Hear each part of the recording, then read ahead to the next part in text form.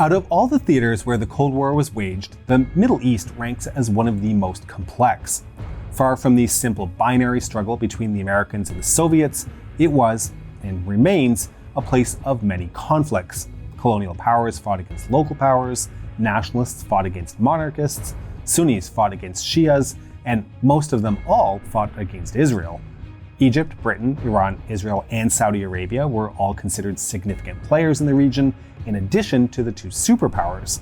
I'm your host David, and today we are looking at the Kingdom of Yemen, which began as a traditional Arab monarchy, survived several anti-monarchist coups, grew close to both the Nasserite and Soviet camps, would eventually become a republic, and would, for many years, play host to a proxy war between regional powers.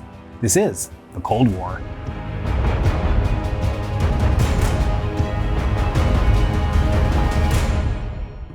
Okay, so we're going to start with the basics here, simply because a lot of people know very little about Yemen. To start, it's a country in the southwest of the Arabian Peninsula, and although not nearly as rich in oil or natural gas as its neighbors, Yemen enjoys more rainfall and can therefore sustain more inhabitants. Until very recently, it had the largest population in the Arabian Peninsula. Most Yemenis live in the north and follow Zaydism, which is a branch of Shia Islam. For centuries, the Zaydis followed the Imams, their spiritual and political leaders, from the Banu Rasi clan, tracing back as far as the 9th century. Like many places in the Middle East, Yemen was colonized. Muhammad Ali, a semi-independent ruler of Egypt, invaded the north in the 19th century, while the British took control of Aden and expanded in the south. This chaotic struggle was resolved in March of 1914 when the British and the Ottomans divided their claims in South Arabia, splitting Yemen into two with the Violet Line, yet another largely arbitrary straight line on the maps of the Middle East. With the collapse of the Ottoman Empire, control over North Yemen fell to the Imam, Yahya Muhammad Hamid ad-Din. He became the first king of the Mutawakkilite Kingdom of Yemen, ran the country as an autocrat, and did anything he could to isolate his realm from foreign influence. Under Imam Yahya, Yemen was firmly in the club of the most backward states in the world. As an example of Imam Yahya's conservatism, he refused to even let himself be photographed. The inevitable outcomes of the Imam's ultra-conservatism came in 1934 when Yemeni tribal militias lost a war to Saudi Arabia. Jizan, Najran, and Asir, the border regions claimed by Yemen and inhabited by Shia Muslims, were now firmly under Saudi rule. In need of a combat-capable army, Imam Yahya sent students to the military academy in Baghdad. Another group of 40 teenagers was sent to study abroad in 1947 by Crown Prince Ahmad. This famous 40 would later give Yemen 2 prime ministers and several high-ranking officers. One of the Yemeni alumni in Baghdad, Abdullah al-Salal, would become Yemen's first president. This is how he recalled his time in Iraq. Quote, "We talked about Arabism and the future of the Arab struggle, and I was thinking while listening to these discussions about my country, which was ruled by despotism, in ignorance, backwardness, and underdevelopment. Hope began to stir in my chest. Why don't we spread the call for progress when we return to Yemen?" It didn't take long for the young and educated Yemenis to coalesce into groups. There was the Committee of the Struggle, the Youth of Fulyahi, the Yemeni Review of Wisdom, the Grand Yemeni Association, and, most importantly, the Free Yemeni Movement. These groups were modernist, nationalist, and were composed of urban intellectuals who held a privileged position in Yemeni society.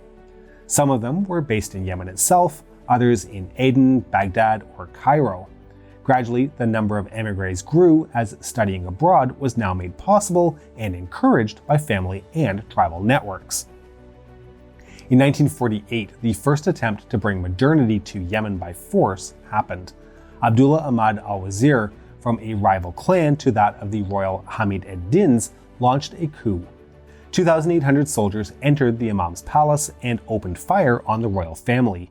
The elderly Imam Yahya died, diving in front of his youngest grandson to protect him from the bullets. 2 of Yahya's sons died as well. However, Crown Prince Ahmad escaped, and in a matter of weeks, he had rallied the support of the northern tribes, marched back to Sana'a, allowed the tribesmen to loot his own capital, and arrested the perpetrators. The coup was crushed. Some of the conspirators were executed, while others were sent to the Hajjah prison. Now, strangely enough, prison actually helped the modernist movement. Prisoners were not kept in solitary confinement, and the revolutionaries could talk to each other every day, as well as read books about the French Revolution or about Nasser. Salal, who was one of the prisoners, referred to this accidental think tank as the University of Hajjah. In 1955, the Free Yemeni movement tried again. Colonel Thalaya, who had been trained in Iraq, gathered 600 loyal troops and surrounded the Imam's palace in Taiz. Inside the palace was the royal harem, the state treasure, an arsenal of somewhat modern weapons, 150 guardsmen, and last but not least, Ahmad bin Yahya, now Imam Ahmad. With a Tommy gun in hand, he confronted the soldiers, but soon conceded, offering to abdicate in favor of his son al-Badr. The rebels refused this offer, demanding instead that the throne be given to the king's half-brother instead. A stalemate ensued. Ahmad took 80,000 riyals from his coffers and spent the next 5 days buying off the besiegers. After the number of rebels fell from 600 men to only 40, the Imam burst out of the palace wielding a scimitar, slashed 2 of the besiegers, and then retreated back inside. He exchanged his sword for a machine gun, led his guards to the roof of the palace, and began an attack on the rebels. Suffering the loss of 23 of his men in exchange for only 1 dead royal guard, Colonel Thalaya conceded defeat and surrendered. He was then publicly decapitated. The coup was crushed. While this siege was still going on, Crown Prince al-Badr had traveled north to rally the tribes in support of the monarchy. In the end, it wasn't necessary, but in the eyes of Ahmad, it did make al-Badr a worthy heir to the throne. The Crown Prince was allowed to make a foreign trip to China, the Soviet Union, and to Eastern Europe. This was a big deal. You see, al-Badr was a modernist, a self-proclaimed Nasserite. Surrounded by Yemeni poverty, a lack of infrastructure, and political irrelevancy, he genuinely wanted his kingdom to develop and prosper. And the country that offered the Crown Prince help in exactly this regard was the Soviet Union. Al-Badr enthusiastically accepted the help, and the two nations signed a treaty of friendship. The Soviets started to supply Yemen with funds and launched several infrastructure projects, most notably a modern port in Hodeidah. By 1960, several hundred Soviet citizens and over 1,000 Chinese citizens were working on building Yemeni roads. Soviet weapons were shipped to the country, including tanks and guns. This may have seemed curious to some, as the Yemenis lacked organization and training necessary to utilize these weapons, but British intelligence reports concluded that in times of war, this equipment would be manned by the Soviets or the Egyptians. The Soviets were pursuing a long-term, low-risk policy. If Yemenis used Soviet arms and machinery, they would also need Soviet technicians, spare parts, and shipments. There were never enough guns for Yemen to start a truly large-scale war somewhere, but it was just enough to harass the British in next-door Aden. In the end, Yemen could become the Soviet entry point into both Arabia and Africa. And if that meant cooperating with an absolute theocratic monarchy, well, so be it. For Pravda, the Imam was a fighter against colonialism and a reformer. Okay, so what about containment? If the Soviets were involved, we should expect that the Americans would be too, right? Well, President Kennedy quite literally couldn't find Yemen on the map, and Allen Dulles, when asked about Yemen, replied, "Yemen? Who's he? Oh, is it really important? Well, send him up." Now, despite all of this, Americans did have a presence in the country, albeit through the oil companies. One Texan oilman even secured exploration rights in Yemen in exchange for the Imam getting half of the profits, a $300,000 bonus, and a bulletproof Cadillac. The drilling was, however, unsuccessful. So, the Soviets were there, the Americans were there, but the most significant foreign player in Yemen was Egypt. In 1958, Yemen became a part of the United Arab States, a loose confederation led by Nasser's Egypt. Al-Badr admired Nasser, and the two had multiple meetings. Nasser basically cultivated al-Badr as his protege, and when Imam Ahmad flew to Rome to treat his morphine addiction and left the crown prince in charge, al-Badr invited Egyptian advisors and technicians to Yemen, only for them to be then kicked out of the country again by Imam Ahmad once he returned. Because of this, the prince was literally grounded. Then, in 1962, Nasser sent a telegram to al-Badr urging him to murder his father and assume the throne. In what must have been a very wholesome scene, the crown prince confessed to his father and was forgiven. Ahmad asked his son to leave his ties to Egypt behind and build relations with Saudi Arabia and Jordan instead. But only half a year later, Imam Ahmad passed away. On September 26, 1962, push came to shove and a third coup was underway. A column of T-34s and armored vehicles entered the courtyard of al-Badr's palace. When the new imam stepped into the hallway, an officer tried to shoot him, but the rifle trigger jammed. The guards attempted to arrest the officer, but he accidentally shot himself in the chin. Soon, the rebels began shelling the palace. Electricity was cut off, and gunfire was exchanged.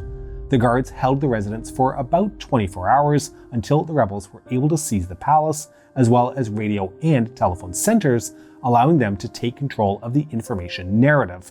They shared with the world their version of the ongoing events in Yemen. Quote, "Armored units and tanks acting on the orders of the military high command have surrounded the royal palace and asked the tyrannical dictator to surrender. Upon his refusal, artillery opened fire on the palace. The next morning, the monarchy collapsed. The tyrant was dead, crushed under the rubble of his palace." The Yemen Arab Republic was born. Al-Badr was presumed dead, however, the memory of the previous coups was still fresh in the minds of many. The fear was that if al-Badr's successor, his uncle Hassan, could manage to rally the northern tribes and march on the capital, like had happened in 1948, the new republic would quickly collapse. Hassan was considered somewhat pro-Western. By contrast, both the Soviet Union and Egypt had already opted to recognize and support the republic against the royalists. Now, the case of Egypt is especially curious. A coup in Yemen was beneficial for Nasser, who was by that time, if you recall from our video on pan-Arab nationalism, politically isolated and in need of a quick and decisive victory. British intelligence reported that, just before the coup, the Egyptians were preparing to somehow undermine the kingdom. In January, the British chargé d'affaires in Yemen was attacked and injured by a local only known as the Grenade. Radio Cairo praised the Grenade as a national hero, and only a month later, another attack was made on the German chargé d'affaires. Rumors were spreading that Egypt was behind the attacks. Shortly after the coup, 4 ships, the Sudan, the Nile, the Al-Wadi, and Cleopatra, arrived in Hodeida with weapons, ammunition, as well as several thousand soldiers. They immediately headed to Sana'a. Reports, however, differ on the timing. The British claim that the soldiers departed for Yemen even before the revolution, thus making a strong case that Nasser was actually behind the whole thing. The Egyptians disagreed with this narrative, citing that the British had many reasons to be salty with Nasser. The memoirs of Egyptian officials claim that the role of their country was minimal, that the troops were sent to Yemen in support of a genuine national revolution, and only after Nasser had learned about al-Badr's death. But let's take a minute to look at the royalists. To do that, we need to go to New York, of all places, as Prince Hassan was part of the Yemeni delegation to the United Nations. After learning about the coup, he had a chat with Saudi Prince Faisal, who was also in New York. It was then that Hassan proclaimed himself Imam, took a flight to Saudi Arabia, and appealed to King Saud for help. Other surviving members of the Hamid ad-Din dynasty also took refuge in Saudi Arabia, appealing to the Bedouin customs of hospitality. Now, one of the men who reached Saudi Arabia was, well, al-Badr. It turned out that the reports of the Imam's death were greatly exaggerated. In the chaos of the coup, he escaped the palace, ran north with a dozen bodyguards, being pursued constantly by Republican bands, but in a matter of 2 weeks, reached the Saudi border.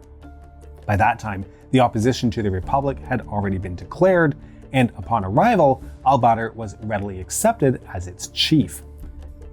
In November, French journalists confirmed that he was alive, well, and leading the royalist resistance in the north, although al-Badr wasn't a fan of the term royalist.